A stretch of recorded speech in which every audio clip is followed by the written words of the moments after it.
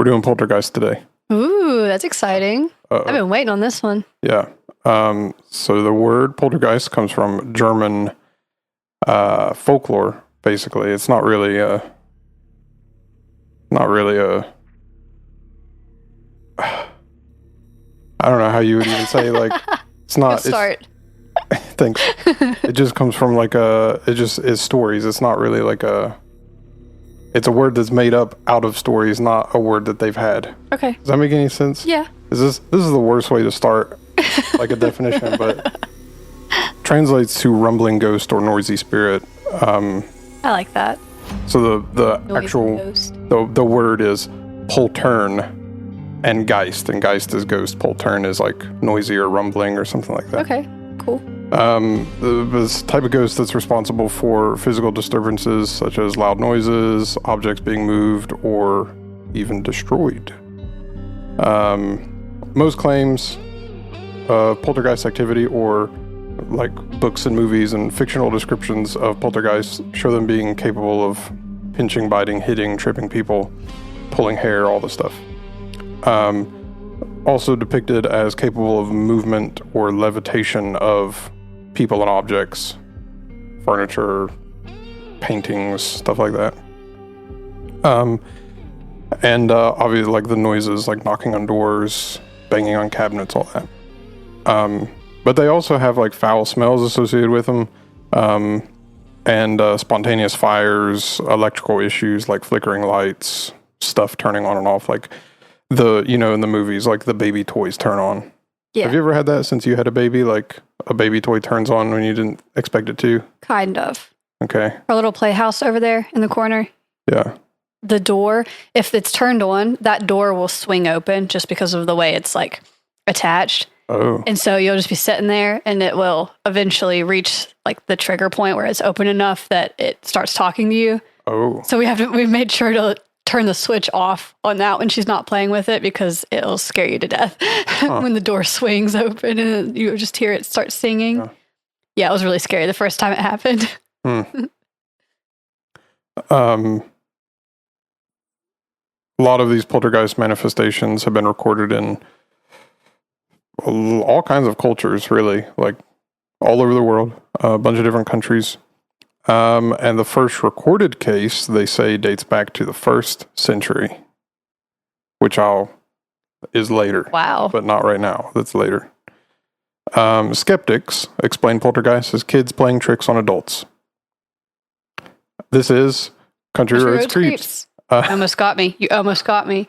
That's a stupid explanation for that. Like, skeptics are it's just kids playing tricks. There's evidence for that, and I'll get into it, but...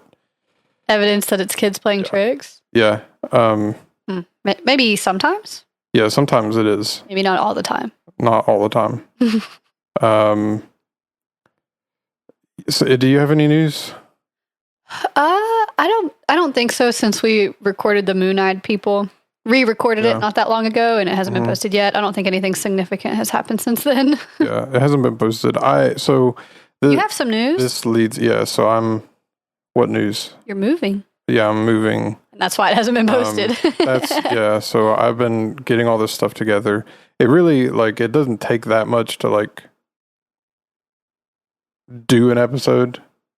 Sometimes... You've just been busy. Yeah. That's okay. It's life. Sometimes because baby noises and stuff, I have to go in and cut out. There's been a couple of those that takes a while to edit. But for the most part, it's usually just I have to just remember if I said anything crazy, I'm going to go in and cut that out. But you'll have that. I always I'll go listen to them and make sure that there's no audio issues or something. And then I'll bounce it from Pro Tools, upload it to our RSS feed, and then it goes and I schedule it. This particular one, we've had all kinds of issues this year with scheduling stuff because it was life. Snowstorms the first part of the year. Right. And this is again, everybody is very aware. This is just kind of a fun hobby for us. So other things like our actual jobs and families sometimes have to take priority to recording, which we like doing this. It's fun. Yeah, it's really fun. Just sometimes we can't always do it when we want to. But yeah, we've had some issues this year. Yeah. And now I'm moving. So like we already have delayed the episode because you were sick. Yeah, and then the technical difficulty. There was an episode a while back that we delayed because both of us were sick. And the baby was sick. Yeah. And so, so then technical difficulties, and then, the audio was completely non-existent, and then we re-recorded it, and now I'm moving this stuff into this new spot, which fortunately for that will make recording about 100 times simpler for us. Yeah, and we should not have any audio issues once we get into your... Shouldn't. And if we do, they'll be discovered at that point. Yeah, not when you go to post the episode and there's no sound. Oh my gosh. Sorry, I just flung a fidget toy at Shane on accident. I'm going to need that back, please. Okay, hang on. It went flying. Thank you. But anyway, hopefully our problems are going to be fixed here pretty soon. Everything's been crazy. That's also why I'm... Just expect fair warning for this episode. I'm exhausted, and I'm sorry. And the episode has words in it that I have definitions for. And you already know from the first thing that my brain's having a hard time coming up with explanations for stuff. So okay. You need some caffeine? I have a Dr. Pepper Zero here. Take a big drink. Get the brain going. Rev it up. You open it on the mic. Yeah. A little bit of ASMR.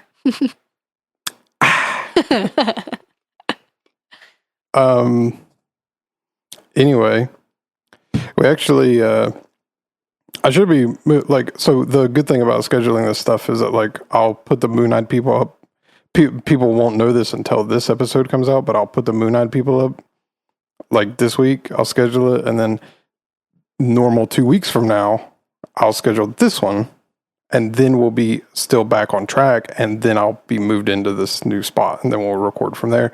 Yeah. And then it'll make recording and uploading like 90 million times simpler. So cool. So please hang in there. Stick around with us. We're trying. So, it will get better, hopefully. Yeah. Maybe. This episode brought to you by Fabuloso. That's what Emma's been using to clean the floors at the new spot, and it's been making me so good, making me high. Yeah, it smells really clean, but we both like we mopped the floors, and then we dusted a bunch of stuff, and then we like swept, and then mopped again, and it was burning our nostrils and stuff. It was like I'm really excited to see it. So all right, tell me about Poltergeist. Yeah, Poltergeist is. So skeptics say that it's just kids playing tricks on people, and that's annoying. That's such a lazy explanation. Yeah, it's just like, I don't know. And the thing with that is like investigators go and they find like, oh, here's an example of a poltergeist where the kid was playing a trick, and therefore it's explained for all other poltergeists is a kid or it's just somebody else playing a trick. But so the Stockwell ghost is one that's mentioned, but it was on my list of poltergeists. I pulled a list of like famous poltergeist cases that I'll cover a few of in here, and just some of my favorites that are kind of funny. But it's mentioned as like an example of kids playing a trick on like the Wikipedia article or whatever, and it was on my list, so I'm going to cover it here. Stockwell ghost, also known as the Stockwell poltergeist, was poltergeist disturbance in Stockwell, London, that occurred in 1772. Later exposed as a hoax. And so basically, Miss Golding had this house in 1772. And these cups and saucers and stone plates were falling from shelves, and food was being thrown across the room, and there were violent noises heard all around the house. And Golding decided to take refuge with her neighbor, and the disturbances continued. So the disturbances only took place when her servant Anne Robinson was present, and she was dismissed, and the disturbances stopped. Oh, interesting. So then, even though it was suspicious with Robinson, the servant, people still considered it a case of a poltergeist for years, or in the area at least, and it was witchcraft and poltergeist and all this stuff. It was all paranormal. William Hone was a writer, wrote in this book, The Everyday Book, in 1825. Funnily enough, The Everyday Book. You read it every day. I was trying to think of something that would be like the Bible that you should read every day. Yeah, you got me there. I was going to say like a devotional that has a daily thing in it. Yeah. Revealed that Anne Robinson later admitted she faked the poltergeist phenomena, and she attached horsehairs and wires to move these like pots and pans and stuff, and she would throw other objects and make noises herself. Like just for fun? Just to mess with her employer? I guess so. I guess just to mess with her employer, yeah. Entertainment value, I guess. But the Stockwell ghost was sensationalized by Catherine Crowe in The Night Side of Nature in 1848. And she claimed that it was a genuine poltergeist incident. And she failed to cite that confession of fraud in the documentary book by William Hone.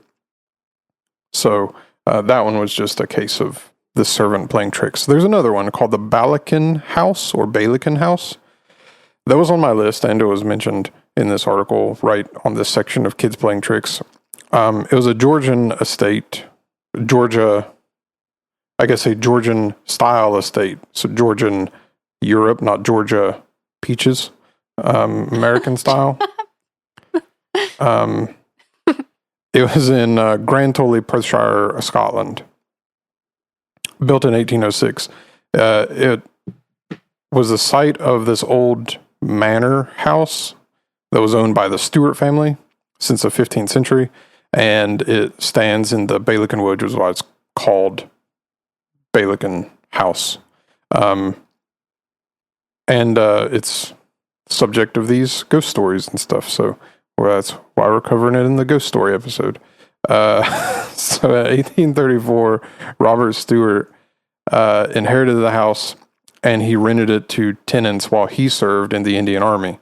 And during his time in India, he started to believe in all of this reincarnation and transmigration stuff. And he then returned to the house in 1850 and lived there with a bunch of dogs. And he reported to state that he would return in the form of a dog when he died. So he would be reincarnated as a dog, which I don't know that you're even allowed to choose. I don't think you get to pick, no. I think, isn't that the reincarnation thing? Isn't that why Indians don't eat cows? Because they're like sacred animals that like good people get reincarnated into or something? Yeah. I'm totally butchering a religion. I was going to say, someone's probably going to have to correct us on this, but doesn't it have something to do with karma? Yeah. Yeah, like maybe. You don't get to pick. It depends on how you lived your previous life. Yeah. I don't know. I think so. That could be made up. So imagine being reincarnated and you're just you again. You're like, what does this even mean? Try again. Like, you were just so middle of the road. Yeah. Like you weren't too good or too bad. So he said he was going to reincarnate in the form of a dog. And he was unmarried, but there was some local gossip that linked him with his much younger housekeeper who died there in 1873. And after his death in 1876, house was inherited by his nephew John Skinner, who assumed the name Stewart, and he was scared that his uncle would return in the form of a dog. So all those dogs that he lived with, he shot them all. And I wish you all could have seen the face I just made. That's horrible, horrifying. And so from that story came the legend that Robert Stewart was forced to haunt the house as a disembodied spirit. Because he couldn't come back as a dog. Yeah. Oh, terrible. And so the first reported haunting at that house took place in 1876, and the witness was a maid in the house. In 1897, there was an investigation of the house organized by John Crichton Stewart, third Marquess of Bute. I don't even know what that means. Like, English people got to get their stuff together. Like all this United Kingdom stuff, you guys got to just chill. Pick a normal title. We have a lot of listeners in the UK, actually, so. Maybe. Hope you guys take this to heart. Stop throwing that thing. It was an accident, sorry. And he had the assistance of paranormal researchers from the Society of Psychical Research. And it's known as the most haunted house in Scotland. And there's the alleged apparition of a ghostly nun. But the team of investigators from the Society for Psychical Research included Colonel Lemugier Taylor and the notorious Ada Goodrich Freer, who was a clairvoyant, a clairvoyant. Good job. And a medium, which I thought were the same thing. But there's some girl in the comments who likes crystals that's going to correct me on that. And she was a psychical researcher who published her work under the name Miss X, which is lame. There's this dude, Trevor H. Hall, who revealed that Freer, this Ada Goodrich Freer, a.k.a. Miss X, was an unreliable investigator and had deceived the Society for Psychical Research and plagiarized material and lied about her own life. So the 1899 alleged haunting of Bailican House by Christian Stewart and Freer was published in the Times and included a journal of paranormal phenomena kept by Freer. However, another guy, J. Callender Ross, there's a lot of names in this episode, so just none of them matter, just follow along. Okay. J. Callender Ross stayed at the house that was the Bailican House that was talked about in the Times, and he wrote, "There's no evidence for any supernatural disturbance and considered the entire investigation to be fraudulent." So. Well, that's kind of a anticlimactic ending. Yeah. All of these sort of almost are. Okay, cool. The Columbus poltergeist case I thought was interesting. It wasn't on my list, but it's hilarious and then it gets really sad. So there's this lady, Tina Resch, who is the adopted daughter of Joan and John Resch, who were physically abusive to her.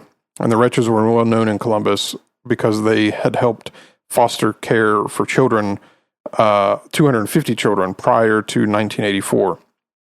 So when Tina was 14, she watched the movie Poltergeist, and then shortly afterward, the family reported seeing objects fly around the house. Parapsychologist William Roll stayed in the Resch house to investigate the case and claimed that there had been genuine, spontaneous psychokinesis. However, he never observed any object move by itself. In one incident, a picture fell from a wall in the upstairs room where Tina had been alone for half an hour beforehand, and Roll was facing away from the picture when it fell. In a later incident, there was a television crew that left a video camera rolling and caught footage of Tina deliberately knocking over a table lamp, then screaming as if she was scared and pretending that the poltergeist did it. And they all had heard this, and before reviewing the tape, they thought that was poltergeist activity. And then when they confronted her with the videotape of her doing it, she claimed that she did it just to get the TV crew to leave. Then Tina married and divorced twice, changed her name to Christine Boyer, and had a daughter named Amber. So this is the last of the funny part. So what part? None of it's been funny so far. She faked the whole thing herself, and then said that she wanted the TV crew to leave, and that's funny to me. Okay. And then she married and divorced twice. That part's not funny. That's medium. And then she had a daughter, and that's nice.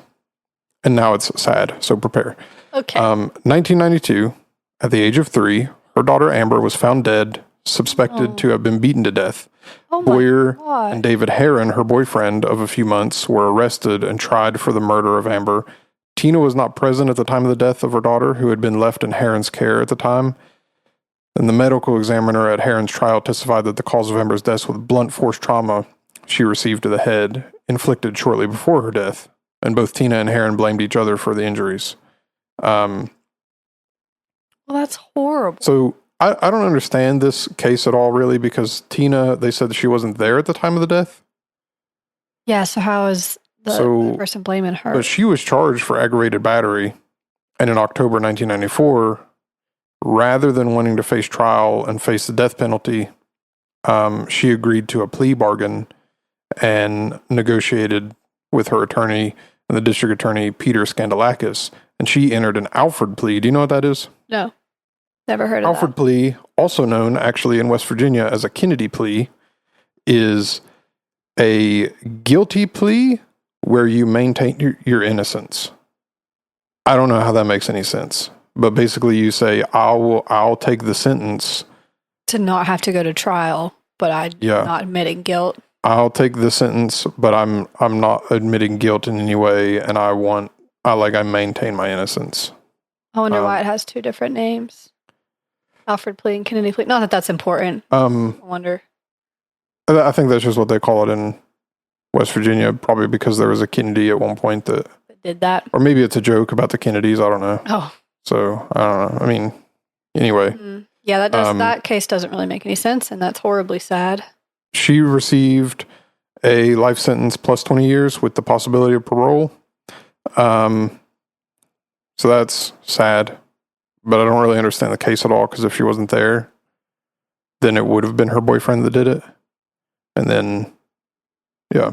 There was also, I didn't put it in here, but I saw something where there was a photographer who went to prisons to take pictures of inmates and talk to Tina Resch, Christine Boyer lady, and I guess decided that she was definitely innocent and took a sabbatical for like a year and like pondered about it, I guess, and then came back and tried to fight for her innocence and get her out of prison. So, I don't know. Weird. I was thinking about the Alfred plea. Is that what's that lady's name that came back recently who killed her daughter, allegedly? Casey Anthony? Yeah. Didn't she do an Alfred plea? Or was that actually went to trial and she was found guilty? I think, man, I could really be way wrong.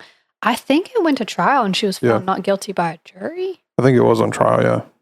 So that could be totally wrong. I'm not really sure. But she has maintained her innocence the entire time, I think.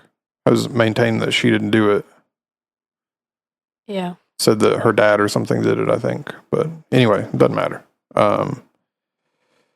There's also a psychological explanation for poltergeists, where investigators believe that poltergeists are actually the result of psychological phenomena where people have delusions or memory lapses or states of dissociation.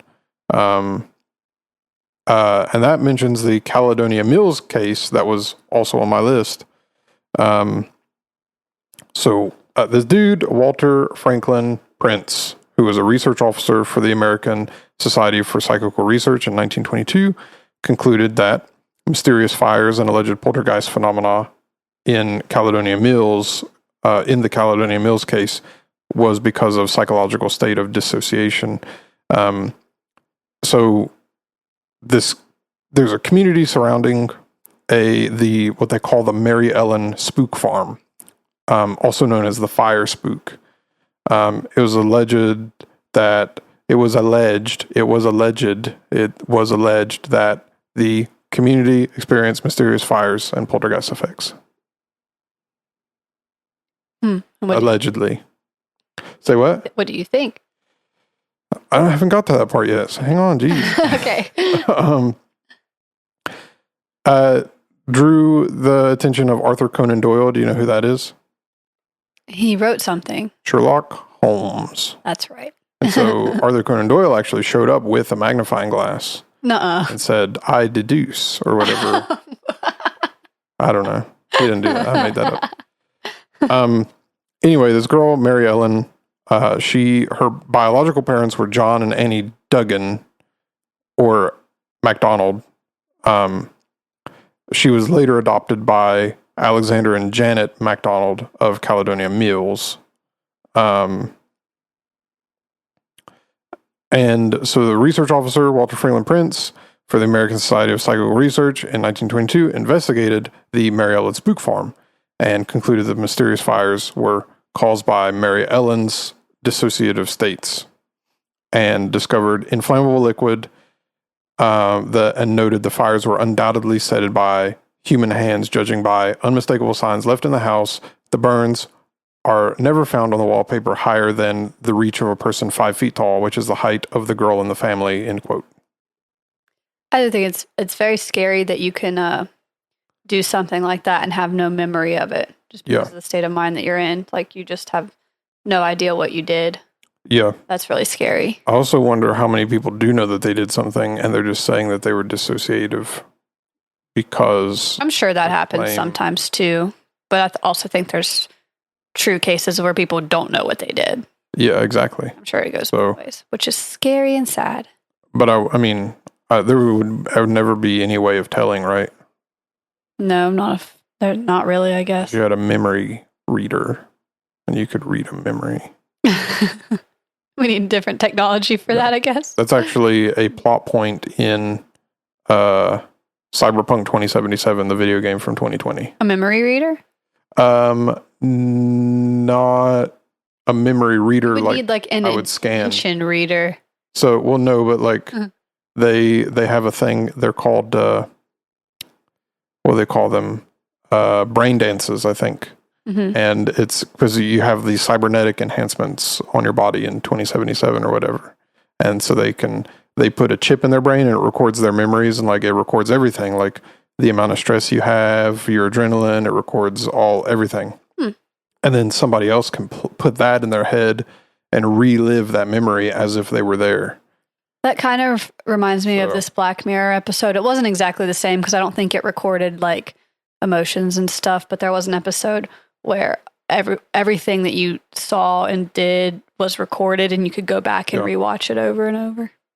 Yeah, I think I remember that. But anyway, so for this case, it's kind of like, I guess she could be dissociative, but why does she need to be dissociative when she could also just be another kid playing a trick, I guess?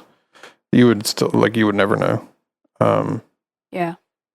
But I don't know why anybody would set fires like that unless you're just legitimately crazy. Not that you couldn't be legitimately crazy, but. Well, it's like the whole thing with arsonists. There's just something about setting fires that it's like a compulsion. I guess so. I don't know if I've ever felt compelled to do something. You're not an arsonist. Yeah, but I mean, like, I'm trying to think about, like, what that would feel like. Like, you have the compulsion to commit a fire, to start a fire. Mm-hmm. And then I don't know if I've ever felt compelled to, I don't know if I've ever felt so compelled to do something that I couldn't not do it. You know what I mean? Right. But, I mean, that's good. You don't want to feel that way. I want to feel that way about going to the gym and eating healthy. Fair enough.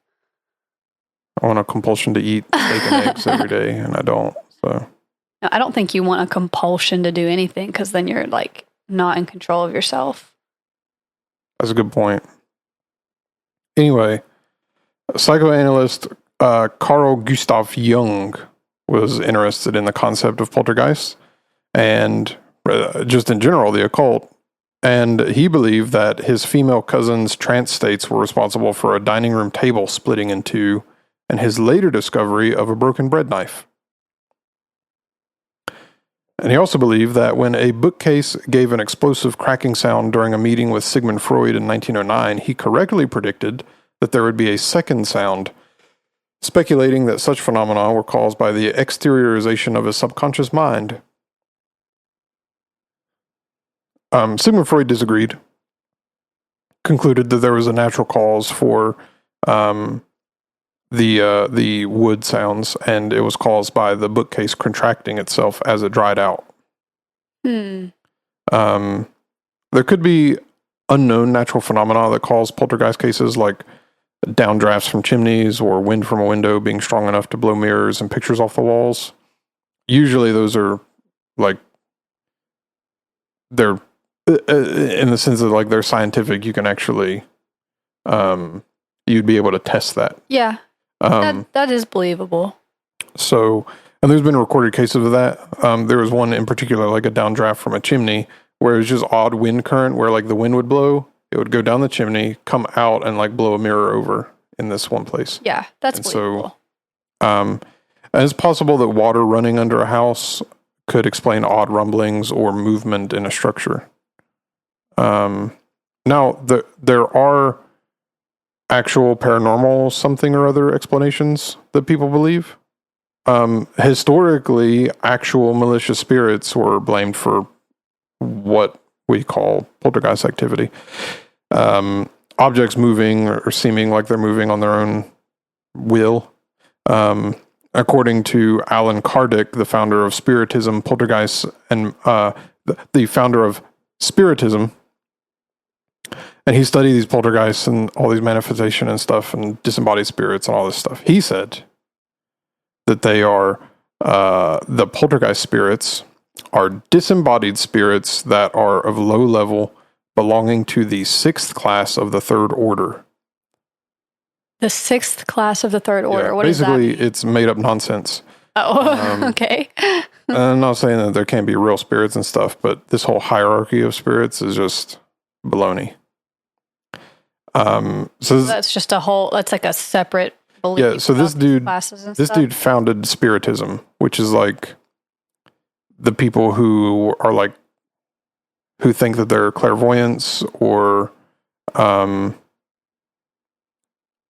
can actually talk to like real dead people, which you can't. And the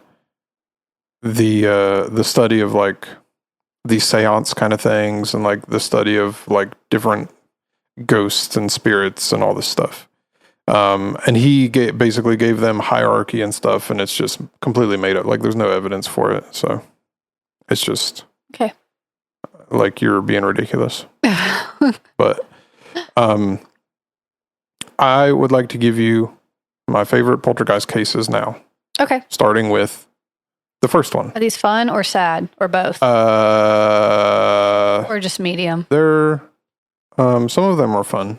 Okay. Some of them are regular. I don't know if I have a sad one in here necessarily. Okay. I just wanted to prepare myself. Yeah. A couple of them are fun though. The first ever poltergeist, starting with the first one, recorded by Pliny the Younger, described an old man with a beard and chains haunting his home in Athens.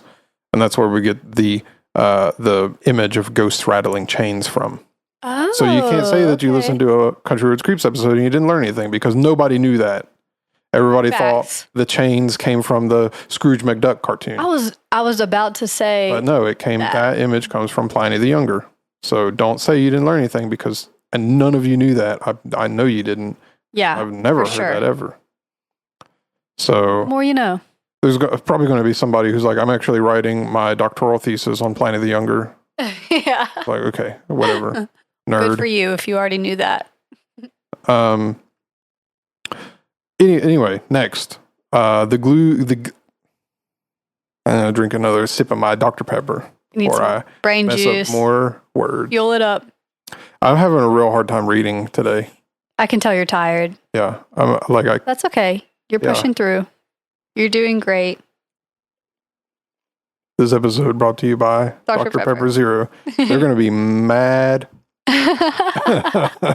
They're going to say, keep my name out of your mouth. Going to get a letter in the mail. Yeah. We're not sponsoring you. Make it clear. Yeah. The Glen Luce Devil. Glen Luce Devil is an incident describing a case of a supposed poltergeist at the house of a weaver. His name was Gilbert Campbell in guess where? Glen Luce, in 1654. Okay, listen. So, all right, there's a beggar named Alexander Agnew, and Campbell refused to give him money. Can you believe it? I believe it. Yeah, me too. I refuse to give these people out here in town money all the time. Agnew promised to cause the family harm, and over the next 2 years, strange phenomena were alleged to have occurred at the house. It included cutting of warp thread. Warp thread is like a certain kind of weaving threads together to make yarns, from what I can read. Okay. So, cutting of warp thread, demonic voices, strange whistling noises, and stones being thrown.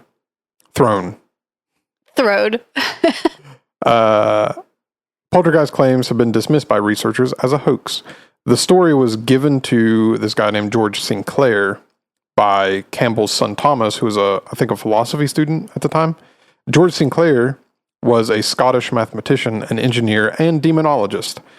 This is crazy to me because, like, you read about these people all the time who are like, they're like, oh, they were a physicist and also like a ghost researcher. You could never have that now. Like if Michio Kaku suddenly came out and he's like, oh, I also ghost hunt on the side, people would be like, we're not believing in your string theory nonsense. You believe in ghosts. I think that people can do both. Yeah, I think it'd be nice for people to have side projects more. Yeah. So, but anyway, I don't think you got to pick one or the other. He's a mathematician, an engineer, and a demonologist. And actually, he was the first professor of mathematics at the University of Glasgow. But he is known for he wrote a work on witchcraft and ghosts and other supernatural phenomena called Satan's Invisible World Discovered.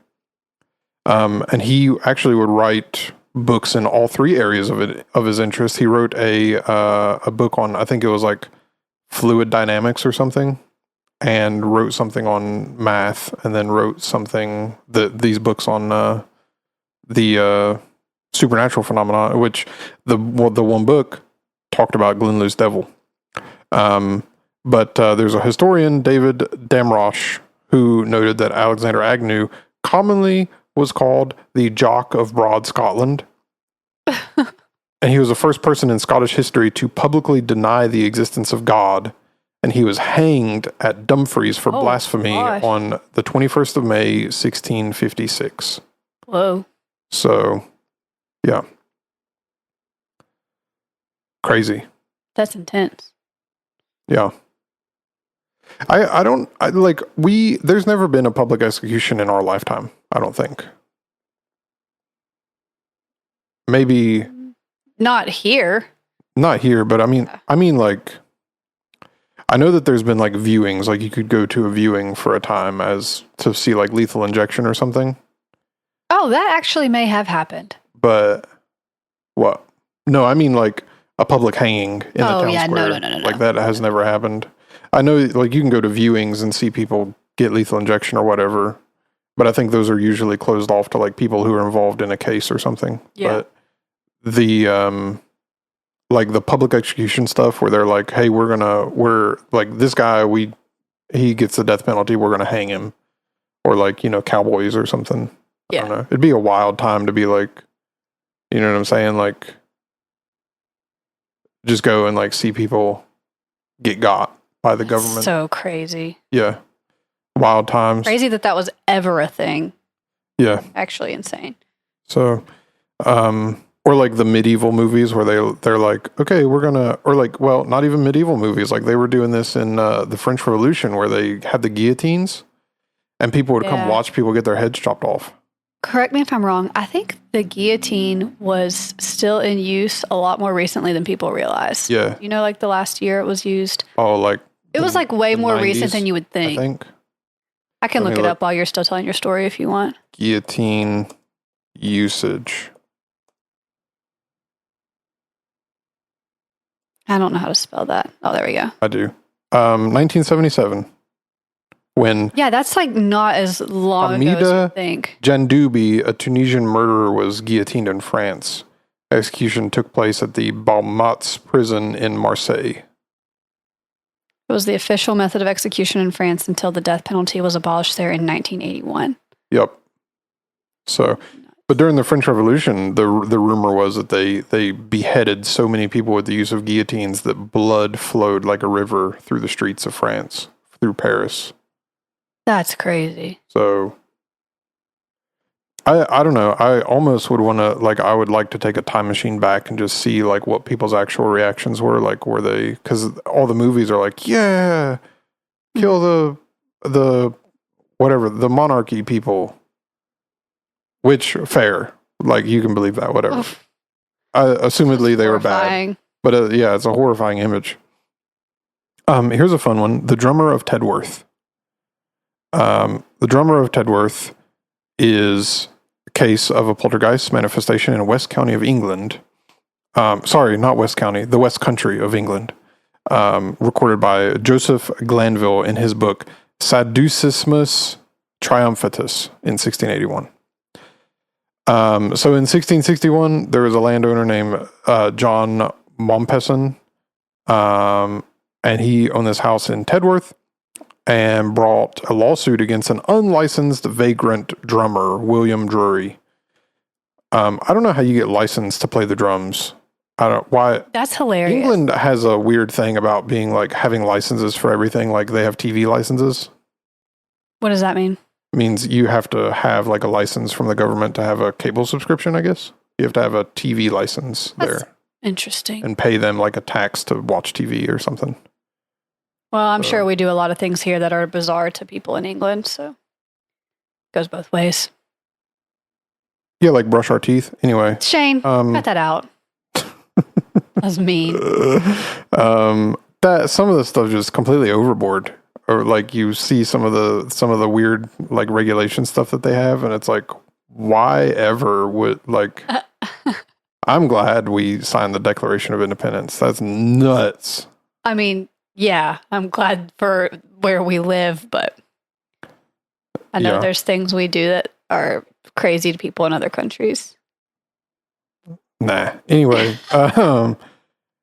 so he accused this vagrant drummer, William Drury, of collecting money by false pretenses. I don't even know what that means either. Like, was he just playing the drums on the street and people were throwing money in his hat? And then he was like, hey, you don't have a license to play drums and collect money. You got a business license, bucko? Yeah. And so he sued him.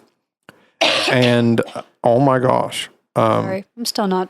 And the judgment was, Mompesson won the judgment against the drummer. And the drum was overturned to Mompesson by the bailiff. So I guess that was his reward. But Mompesson then found that his house was plagued by nocturnal drumming noises. And it was alleged that the drummer had brought these plagues of noise upon Mompesson's head by witchcraft. That's kind of funny. And Drury was said to have been associated with a band of Gentiles. Unclear if that was just a group of the ethnic Romani people, or if he just hung out with them, or if it was a literal band of musical band. Those people, yeah, because he was a drummer. Funny. It didn't really say. I couldn't find that anywhere, so. Believe what you want, I guess.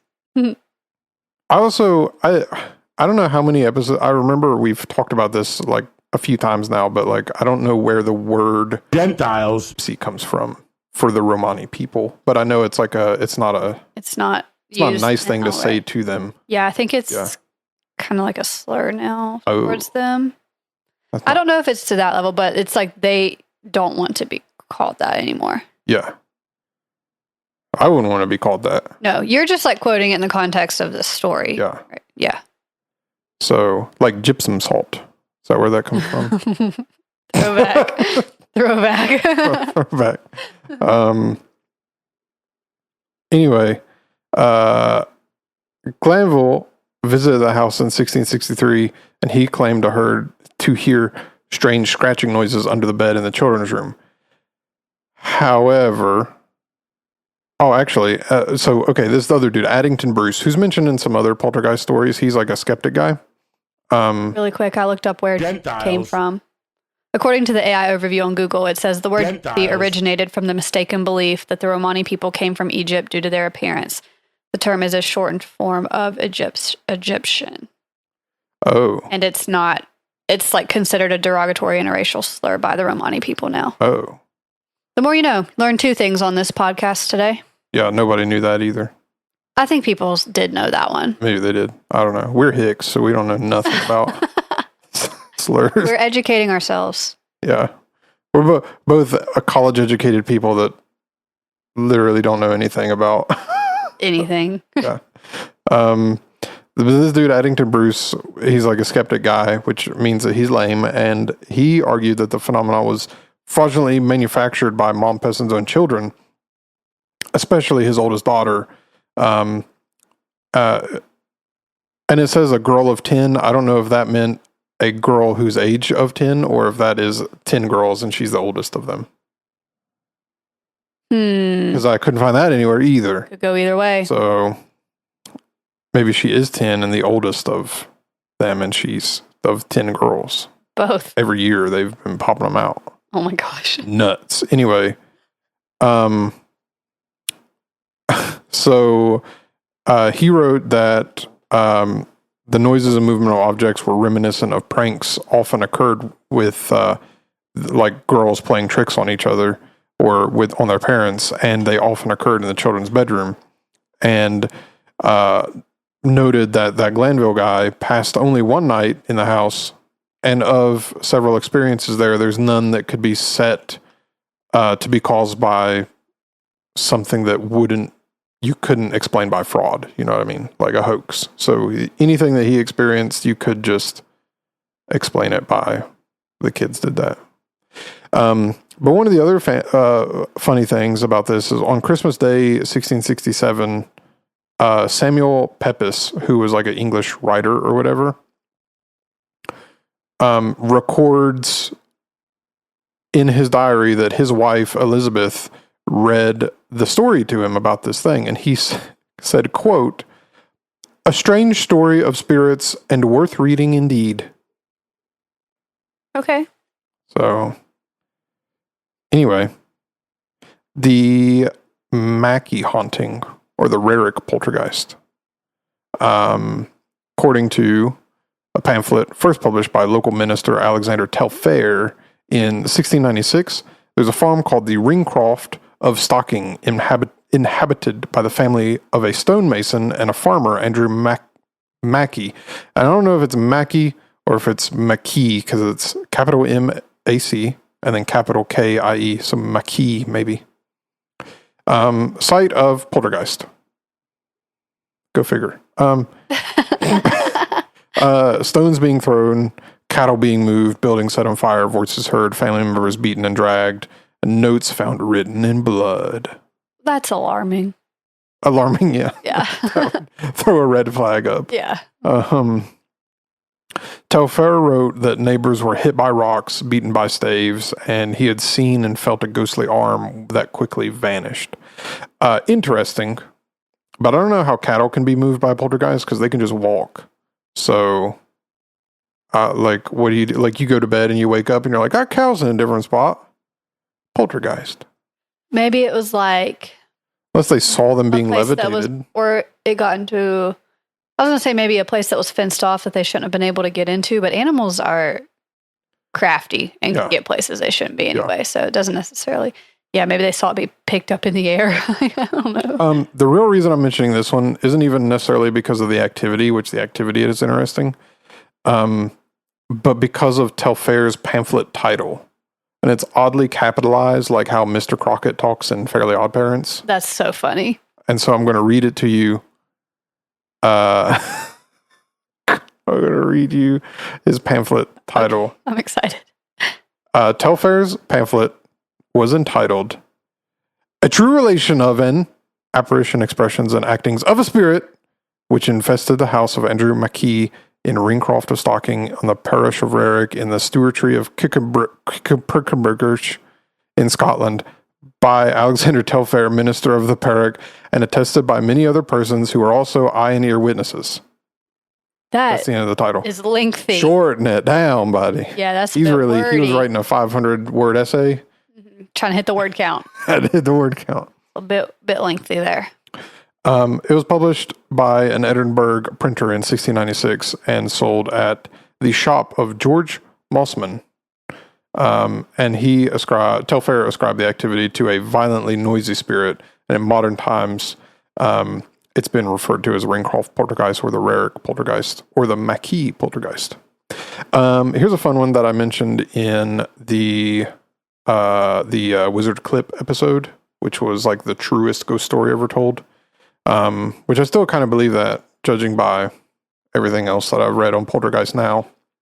Yeah, that was a good story. That episode was a long time ago. Mm-hmm. And I've been meaning to do Poltergeist ever since then. I just haven't, so now I am. The Jeff, spelled G-E-F, but pronounced Jeff, is referred to as a talking mongoose or the Dalby spook, and was a alleged talking mongoose that inhabited a farmhouse owned by the Irving family, located at Cashin's Gap near the hamlet of Dalby on the Isle of Man.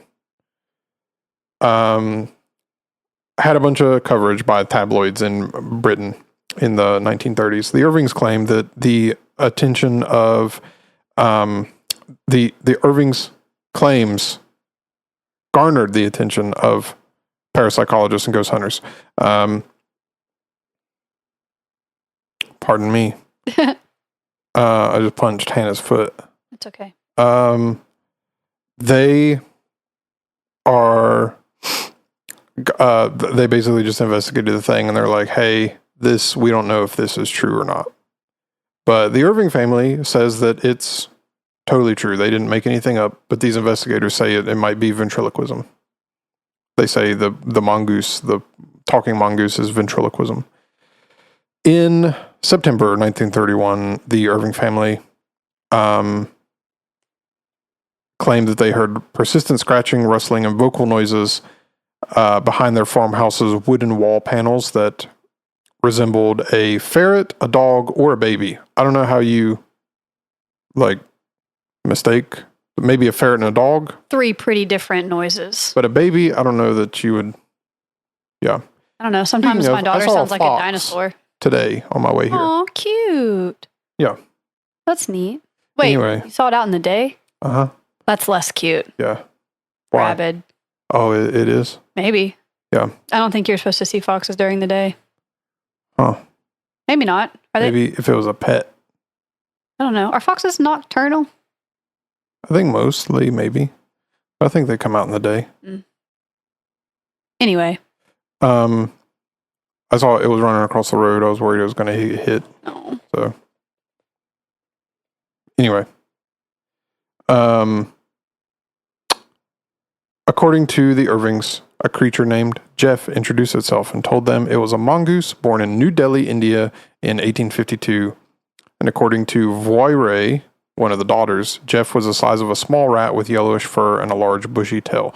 Now, these guys say that the girls made it up and that they're doing ventriloquism to make it talk. Okay, but how? And I don't know, maybe they're good. But a mongoose named Jeff, who was born in New Delhi in 1852 and talks, and he's the size of a small rat with yellowish fur and a large bushy tail. It sounds like the exact thing that a little girl would make up. You know what I mean? Yeah. Like if your The mongoose was alive during this? I'm stuck on the ventriloquism part. How would they be making its mouth move? I don't think anybody ever saw it. The girls just described it this way. Oh, okay. Yeah. So, but they said it's a mongoose, or he says that he is a mongoose. And... Oh, okay. Never mind. But they never really saw him, or she described him, but nobody else really ever saw him. So it just sounds like the kind of thing that a girl would... Yeah, it's just a story. Pretend. Like if you had a student come up to you and they're like, guess who's living in my walls, and describe this, you would be like, she has an imaginary friend or whatever. Yeah. You're third grade, right? Do third grade have imaginary friends? No, not really. Oh, when do you not have an imaginary friend? What if you're my imaginary friend? And what if I'm living in some kind of like Shutter Island kind of thing where Leonardo DiCaprio goes, but he's the investigator of his own. And you're just like really good at voices and you just do my voice in the podcast and I'm not actually real. This whole thing might not be real. Yeah. I might be this might be all delusioning my podcast. And I'm going to wake up one day and be in a rubber room with rats. The rats made me crazy. Crazy? I'm crazy. I feel like imaginary friends are gone when kids start school, like kindergarten. Yeah, maybe. Mm-hmm. The Irvings claimed that Jeff had communicated to them that he was a, quote, extra clever mongoose and an earthbound spirit and a ghost in the form of a mongoose. And once said, quote, I am a freak. I have hands and I have feet, and if you saw me, you'd faint. You'd be petrified, mummified, turned to stone, or pillar of salt. End quote. Did you say that you've talked about this before? Yes. Okay, I was going to, yeah. I'm remembering. Yeah, I mentioned this stuff on the Wizard Clip episode a long time ago. But so it's coming back to me now. Yeah. And this just all sounds like the thing that they would make up, like girls would make up, but or any kids, not just girls.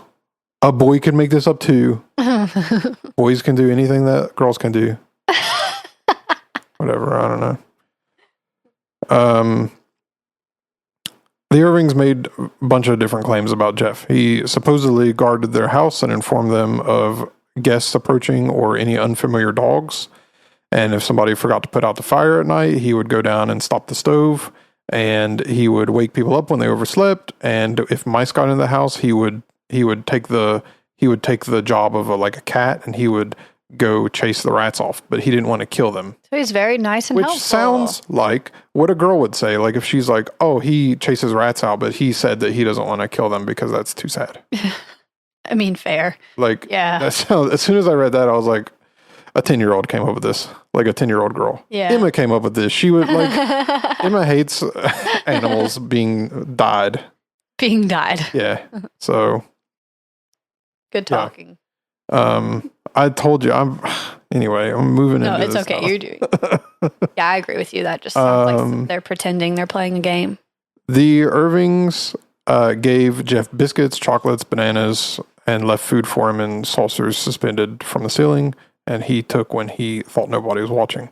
And the mongoose regularly accompanied them on trips to the market, but he always stayed on the other side of the hedges, and he would chat incessantly, they said. Unclear if the girls, because I didn't see anything about their mother. Maybe that's something I could research better, but I wonder if maybe their mother died and the dad is just like, yeah, I hear him too. Whatever. I just shut up. I don't know. So anyway, this is a fun one again, and I think this is my last one. Try again. Brain juice time. Get a sip of Dr. Pepper. Charge it up. Yep. Fuel it.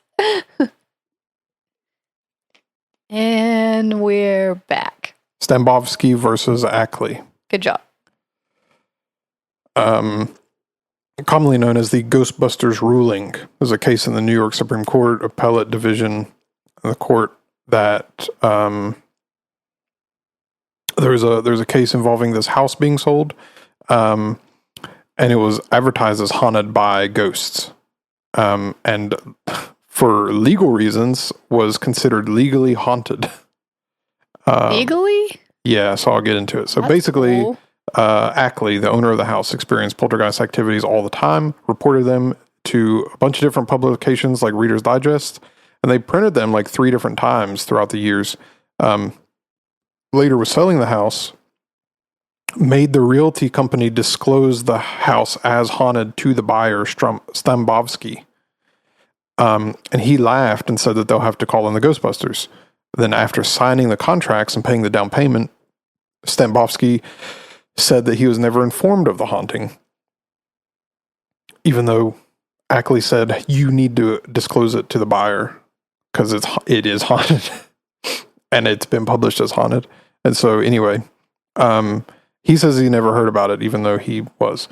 Unclear if there was something he experienced there or something happened to him or something like that made him want to back out of the contract. But he didn't attend the closing and therefore forfeited his own down payment of $32,500 on the $650,000 house purchase. Took the case to court. Supreme Court in New York denied his case and he appealed. And then when they came to the decision-making part of the appellate division, the majority opinion, 3 out of 5 justices, the most well-known conclusion basically says, I'll just read the quote. It says, having reported the ghost's presence in both a national publication and the local press, defendant is estopped, which means they're not going to do it, deny their existence. And as a matter of law, the house is haunted, end quote. So the court notes that regardless of whether the house was truly haunted or not, the fact that the house had been widely reported as haunted had greatly affected its value. Notwithstanding these conclusions, the court affirmed the dismissal of the fraudulent misrepresentation action and stated that the realtor was under no duty to disclose haunting to potential buyers, thus no damages were available to Stambovsky because New York at the time adhered to property law doctrine caveat emptor, which means buyer beware. So basically, it had been reported as haunted in the press and in national press, and then the realty company was supposed to disclose it to him. He said whatever. And then the realty company and Ackley both testified that they told Stambovsky about the haunting. And then they decided that he decided that he didn't want it anymore. And so, but the decision with the court is like, no, the house is haunted, legally speaking. Like, I mean, we can't necessarily do anything about the veracity of the claims, I guess, but because it's been reported like that, it's legally speaking, it would be a haunted property. Do you know if today that's a thing that realtors have to do? Disclose if a house is haunted? Yeah. I think... I mean, I guess... I don't think it's something you have to do. Probably not, because, like, what makes a house haunted? You know? There's not, like, it has to check some boxes to officially and legally be haunted. Like, anybody could say that their house is haunted. Yeah. Without proof or anything. Yeah, but I don't know why you would want to. Yeah. Because it would affect its value lower, I think. Yeah. But, I don't know if that's something that they necessarily have to do. Well, no, I don't think it's a dumb question. I don't think it's anything that they necessarily have to do. I think if your house was haunted and you wanted to sell it and you wanted it disclosed to people who are buying that, hey, you might experience hauntings here, then you could have them do that as part of the contract with the realty company. You could put it in there. You can put anything in a contract. You probably wouldn't want to if you're trying to sell it. Yeah, well, I mean, that's the other thing is like, I mean, you could always just, like, the thing with that house particularly is that, like, it was reported in the press. If you experienced stuff here and you never told anybody necessarily, and then somebody bought it and there was haunted, and they would come back to you and be like, you didn't tell me this house was haunted. And then you would say, well, it wasn't haunted when I was there. Yeah. What have you been doing? That with you. You know, I just thought of something really funny. Yeah. You know how you get a home inspection before you buy a house and they tell you like, oh, it's good, or like, man, we found mold. What if they're like, ghost hunters here? We found mold in the kitchen and a ghost upstairs. Like, I think do they have to disclose if somebody was murdered or died in the house? Yeah, that was kind of a secondary question. Yeah. I'm not sure. I don't know if I think that's like one of those rumors. Like it's like a rumor that they have to tell you, but I don't know that. I don't know if that's a real thing. I know that there was a house I saw listed for sale recently in Beckley that was, I guess some guy like killed his family and buried him in the backyard or something, and that's where they found the bodies. Dang! And they were listing the house, and it was like, it's a nice house and it's pretty relatively cheap because everybody knows the story that a guy killed his family and buried him in the backyard. So. That was the rumor that I heard. Yeah. I don't know that somebody maybe can listen and be like, well, no, actually it was, I don't know, whatever. But yeah, it was, seems like an easy way to just like get a cheap house, honestly. Yeah. Get one that a bunch of people were murdered in. Well, I don't know that I would really believe in ghosts. I would definitely have like bad vibes. I would have like every branch of Christianity come in and bless the house. I'd get Catholic, Orthodox, Baptist, Pentecostals, all of them, every one of them to come in and do something. Like whatever you got to do, fix it. There are people murdered here. Fix the energy. I don't necessarily believe that there's haunted here or demons or whatever. Just to make sure, there could be. Like there could be. Just do whatever you got to do. Do something like. Cleanse it. Yeah.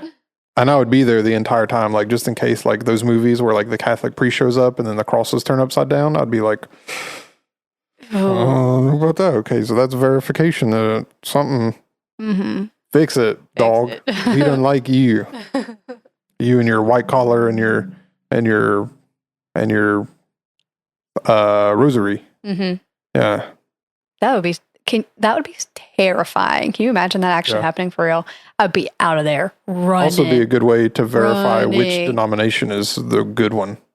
if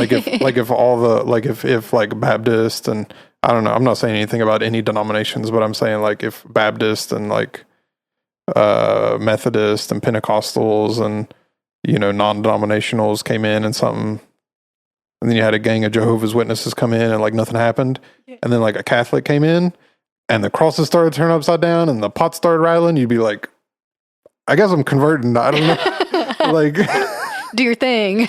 Like, y'all, I guess there's something about Catholicism that works. So I believe that now. Like, I don't know. Or like if the Orthodox come in and they start swinging their smelly bell or whatever. Yeah. And like their smelly bell. And like paint starts falling off the walls, you'd be like, might be something to that. Might be something on those guys with the robes that the Pentecostals don't got. Yeah. And so before we wrap this up, I thought of 2 creepy things that happened in the news this week that I want to mention. Go ahead. The first one, Lake Shawnee caught on fire. I saw that, yeah. There's not really any details available yet, but I will try to report back on that as they are released, but it looked pretty bad. Yeah.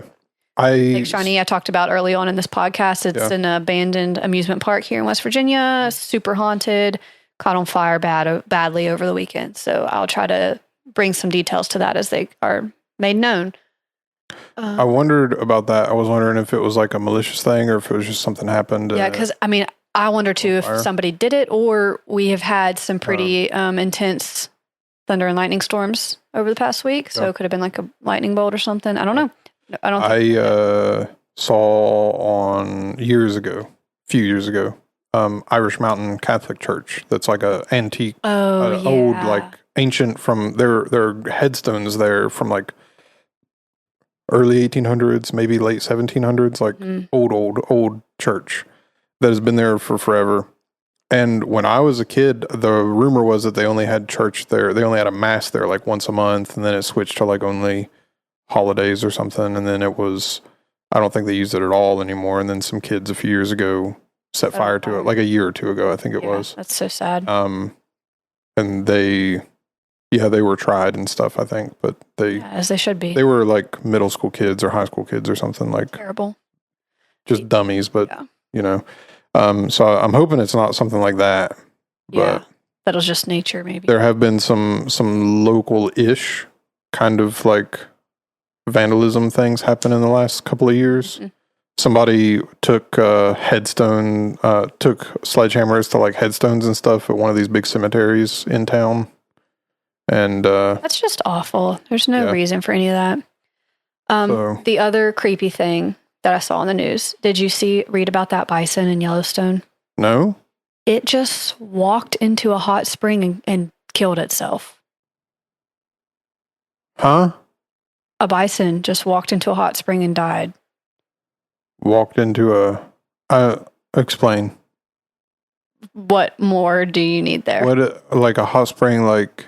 You know, like the hot springs in Yellowstone? Yeah, but don't monkeys in those hot springs in China or whatever, they sit in them and they... These are different. These are different. What are they? I'm asking. Explain. They're like boiling water. Oh. Like there's some that aren't that hot that you can get in. But in Yellowstone, there's some that you cannot get in because it will kill you. Oh. Are these the ones that stay on the walk, they have the water shoots up and it goes... Whoosh. Geysers? Yeah. Yeah, they have those. I don't know which specific one it died in. The same? Or is that... Some of them. Okay. Not all of them have geysers, but I don't think. But this bison just walked into one and died. Boiled itself. Cooked. Yeah, so I'm wondering if it was like that prion disease the deer get that gives them the chronic wasting disease. If it was something like that. Maybe. I don't know, but isn't that really unsettling and creepy and horrible? That is, yeah. I didn't hear about that at all. Yeah, terrible. So 2 creepy news stories for you. I'll try to find more about the Lake Shawnee one. I was trying to think about if I had any creepy news. I don't.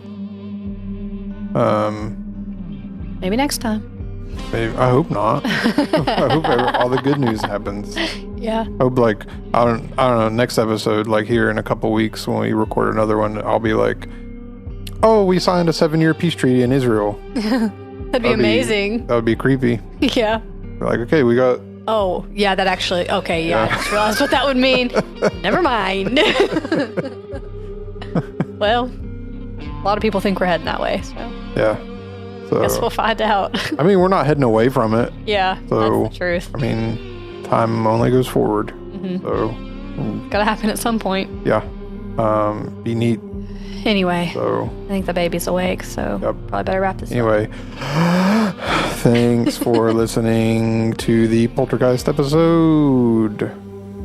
Next Be safe. time I'm getting a phone call. Harry Ring. Be safe driving home. Watch out for the not deer. Bye. Bye.